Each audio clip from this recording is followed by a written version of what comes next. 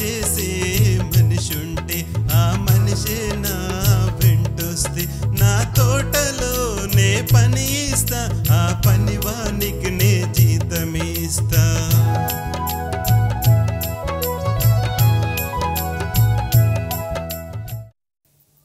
మీరిద్దరు ఇక్కడ ఊరికెందుకు నిలబడ్డారు? మీ పేర్లేంటి? అయ్యా, నా పేరు ఆలస్యం. పొద్దుట 6 గంటలకే నేను సంత వీధిలోకి వచ్చి ఉంటే ఏదైనా పని దొరికిండేది. అయినా మీరు మంచి మనిషిలా ఉన్నారు. నాకు అవకాశం ఇస్తే మీ తోటలో పనిచేసి మీరిచ్చే కూలి డబ్బులతో నా భార్య బిడ్డలు తినడానికి ఏదైనా కొనుక్కుని తీసుకుని వెళ్తాను. ఇదిగో ఆలస్యం, ఇక ఏమాత్రం ఆలస్యం చేయకుండా నా తోటలోనికి వెళ్ళు. చురుగ్గా ఉండుట గొప్ప భాగ్యమని బైబిల్ చెబుతుంది. చురుగ్గా పనిచేయి, యేసయ్య కూడా ఆశీర్వదిస్తారు. అబ్బాయ్, నీ పేరేంటి?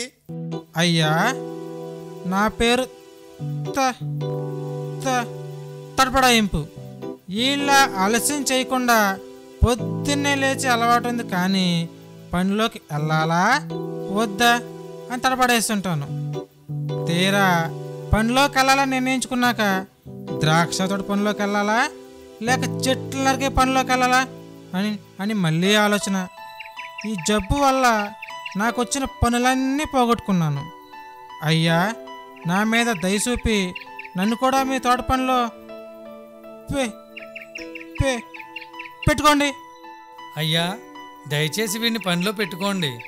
లేకపోతే వీడి బుర్ర మారిపోయి ఎటుపోతాడో వాడికే తెలీదు. కానీ ఒకసారి పనిలో దిగాడంటే ఒళ్ళు దోచుకోకుండా పనిచేస్తాడు. పూర్తి చేసే వరకు ఊరుకోడు. సరే, వెంటనే నా తోటలోనికి వెళ్ళి పని ప్రారంభించండి. మీకు ఏది న్యాయమో అది మీకు ఇస్తాను. సరేనయ్యా, చాలా వందనాలయ్యా.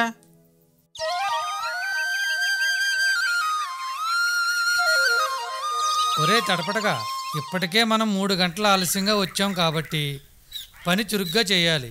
చురుకుగా ఉండటం గొప్ప భాగ్యం అని బైబిల్లో ఉందంట. అవునారా? ఆలస్యం ప్రతిదానికి తటపటాయించి నా చురుకుదనాన్ని పోగొట్టుకున్నాను. మొద్దుగా తయారయ్యాను. మన యజమానుడు చూడు ఎంత చురుగ్గా ఉన్నారు.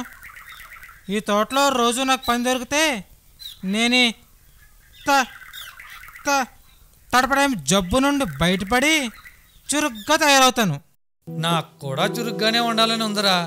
ప్రతిరోజు రేపటి నుంచి పొద్దున్నే లేచి పని వెతుక్కోవాలనుకుంటాను, కానీ తెల్లారేసరికి మర్చిపోతుంటాను. నువ్వు మారతావారా? చిన్నప్పుడు ఎప్పుడన్నా బడికి టయానికి వచ్చావా? ఆడుకోవడానికి ఎప్పుడైనా ముందొచ్చావా? అన్నీ ఆలస్యమే. 2వ తరగతి 2 సార్లు, 3వ తరగతి 3 సార్లు, చదివిందే చదివి ఏది టైంకి పూర్తి చేసావు? కనీసం ఎప్పుడైనా గుడికైనా ముందొచ్చావా? పోనీ ఎప్పుడైనా నీ బతుకులో పొద్దున్నే లేచావా? నిజమే, కానీ నువ్వేదో ఉద్ధరించేసినట్టు మాట్లాడుతున్నావురా. నువ్వేం చేసావు? ఏది తేల్చుకోలేవు.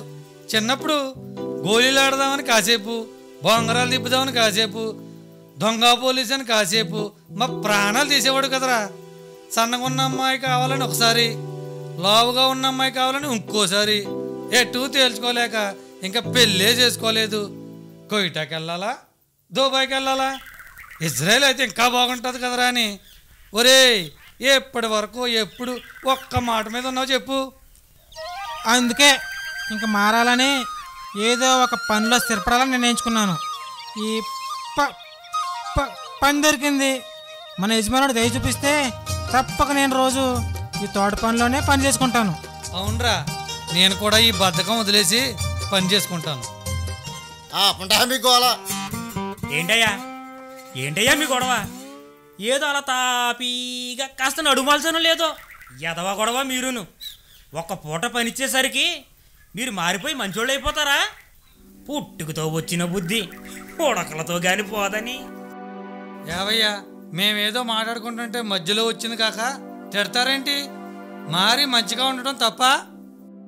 మారతారో ఏట్లో మునుగుతారో ఎవరికి కావాలి? ఎక్కడ గొడవ చేస్తే మాత్రం బాగోదు. నాకు అసలు చిరాకు. తాపీగా పని చేసుకోండి, ఎదవ కూడా చేయకండి.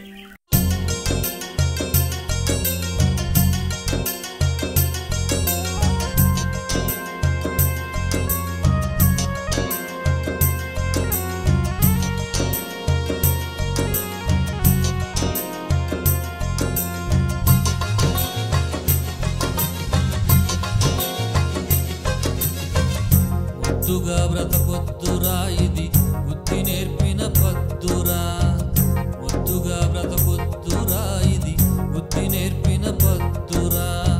చురుకుగా పనిచేయుట పరమ భాగ్యం పొందుట, చురుకుగా పనిచేయుట పరమ భాగ్యం పొందుట. ముద్దుగా బ్రతకొద్దురా ఇది బుద్ధి నేర్పిన పద్దురా, ముద్దుగా బ్రతకొద్దురా ఇది బుద్ధి నేర్పిన పద్దురా.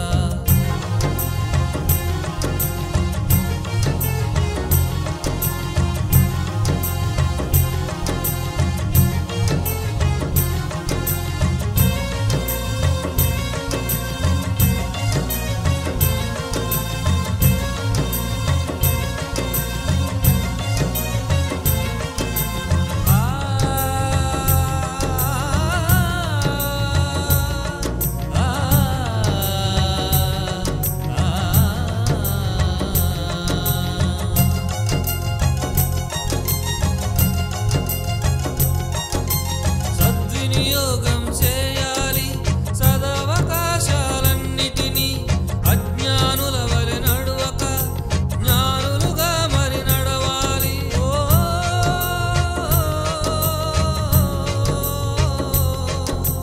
దాటిపోయిన అవకాశం దొరకమంటే దొరకదురా, జారిపోయిన తరుణాలు మరలా మరలా పుట్టవురా.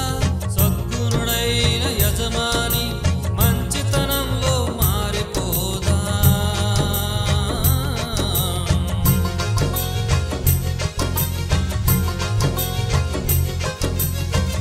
ముద్దుగా బ్రత